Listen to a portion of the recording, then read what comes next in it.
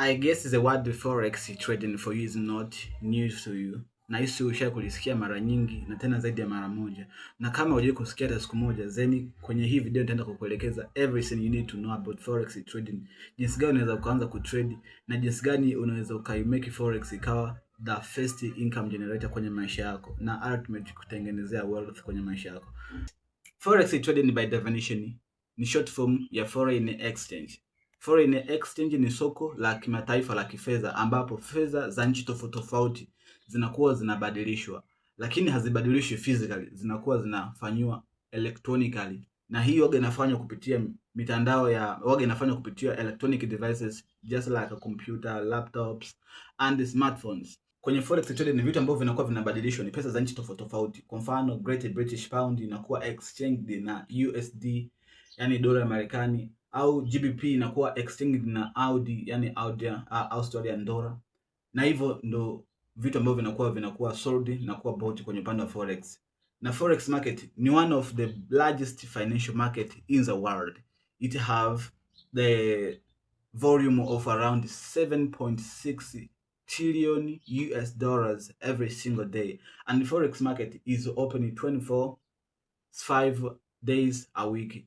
Na waga inakuwa open Monday kwenye Asian session, inakuja inafungwa Ijumaa upande wa New York session.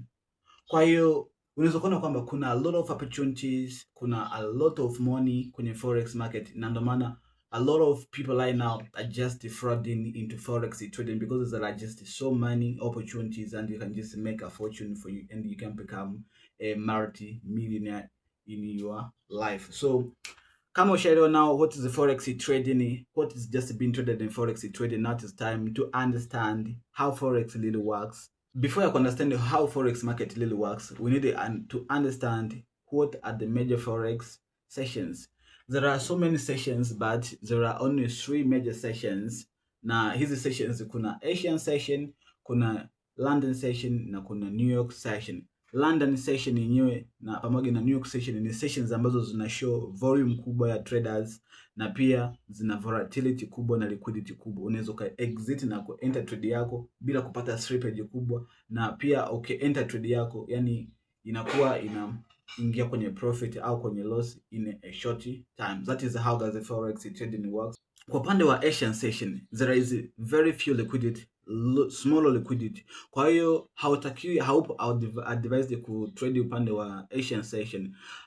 Na hii nitakuja nitengeneze video nyingine ambayo nitakuja nielekeze ni mna gani sahihi wa trader kuingia kwenye soko na kuanza kutrade. Kikubwa tu make sure you smash that subscribe button ili nikija kuweka ile video nyingine uwe notified by YouTube na uangalie ili uweze kupata kuelewa what you should do.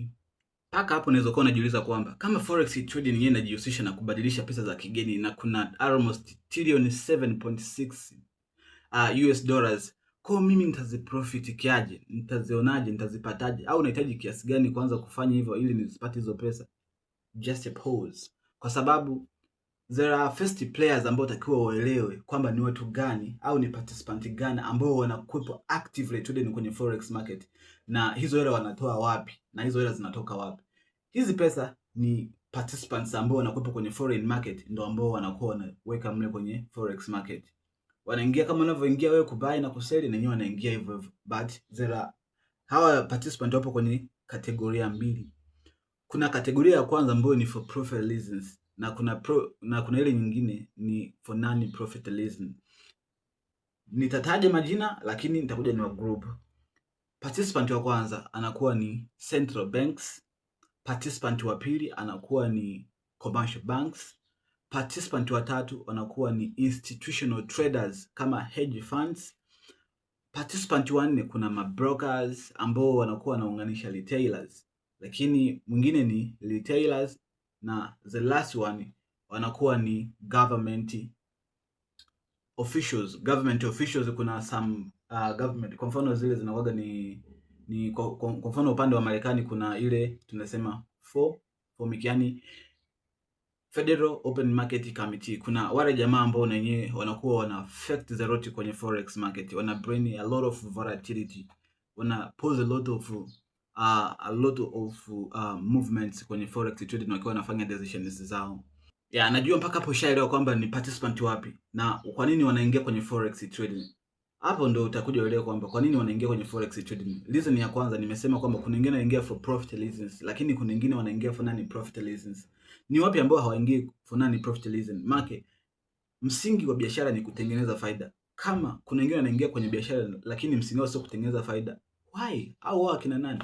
Hawa jamaa ni mara nyingi wanakuaga ni serikali ya nchi fulani, na hiyo serikali ya nchi yenyewe ikiingia inakuwa inafanya kitu inaitwa intervention.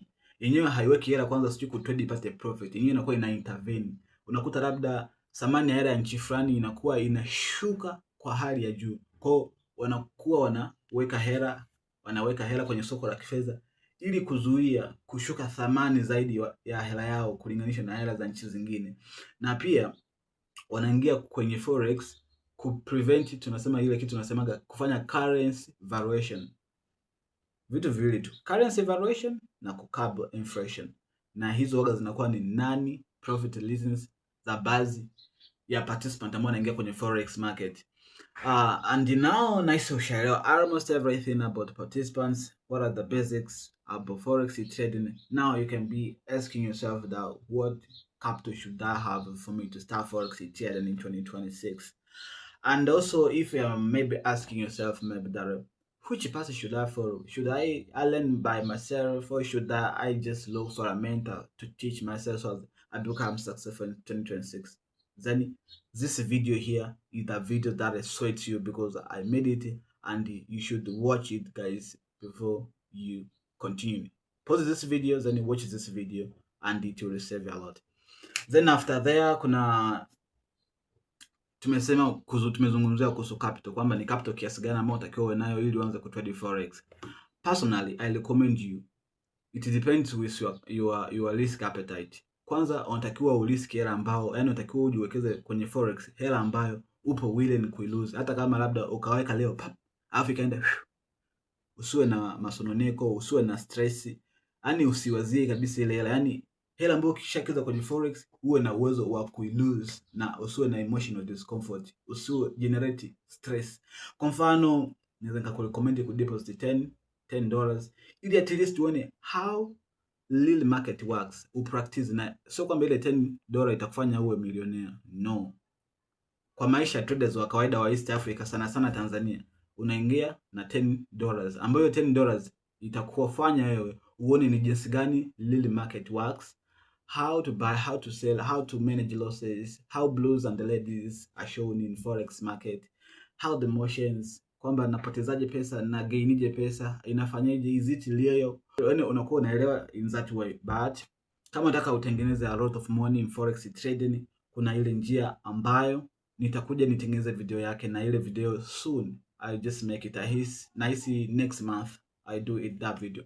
Na video nitakuja niwaelekeze everything ambayo unatakiwa ufanye, kwamba utumie njia gani kwa ajili ya kufandi trading zako. Na hiyo video ni very strong video ambayo unatakiwa usije ukaacha kuangalia ile video, kwa sababu ile video nitaelekeza jinsi gani wewe kama trader ya kufandi trading zako na bila kucollapse, uende moja kwa moja hadi uje ufikie profitability phase.